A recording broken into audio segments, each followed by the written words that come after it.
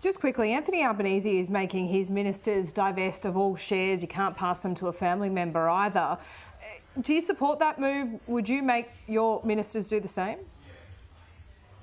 Well, that's always been the rule, Laura. You can't just pass your shareholding or your interests onto a spouse and hope that that transfer resolves the issue. It's the rules very clearly cover dependents as well, and that's the way the rules apply. And I recall that Susan Lee, I think, resigned at the time, and there are different standards, frankly, that are applied by the Labor Party when they're in government to when they're in opposition. They'd be crying blue murder at the moment and calling for the sacking of 3 ministers. Now, I'm pretty sure that Anthony Albanese would be keen to see Bill Shorten go, but I'm not sure about the other two. So he probably should do a job lot, but that's an issue for the Prime Minister, and it's really a test of his leadership. His office is saying there's nothing to see here, and then you've got the ridiculous situation of the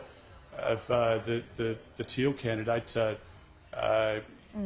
Kylie Tinkle, who's got this absurd concocted story about the fact that she wanted to buy shares in a fossil fuel company because she wanted to know more about their operations. I think the hypocrisy there is quite remarkable, and for somebody who espouses transparency, it's the complete opposite. OK, just finally, the biggest story in the country yesterday, and I know this spoke to you, Chris Dawson, guilty of murder. It turns out you can't murder your wife and get away with it. This speaks to a lot of women today. It absolutely does, and I just think we should really be very proud of our justice system, of the tireless work of the police officers, the investigators involved, and it sends a clear message to predators and to creeps like Chris Dawson that you can run, but ultimately you can't hide, and that the system here in our country doesn't tolerate the behaviour, the treatment of women that he meted out to his wife Lynn, who by all accounts was a lovely person, devoted and completely taken advantage of by somebody who played mind games and was a classic perpetrator of domestic violence. And I hope this sends a message to everybody within our society that conduct is completely reprehensible and unacceptable, and the sooner we can work together as a society, the opposition with the government, with media, with everybody, to stamp out the scourge of domestic violence, the better. But I'm really proud of our justice system in our country, that it has that independence, it has the ability to hold somebody to account of Chris Dawson's nature.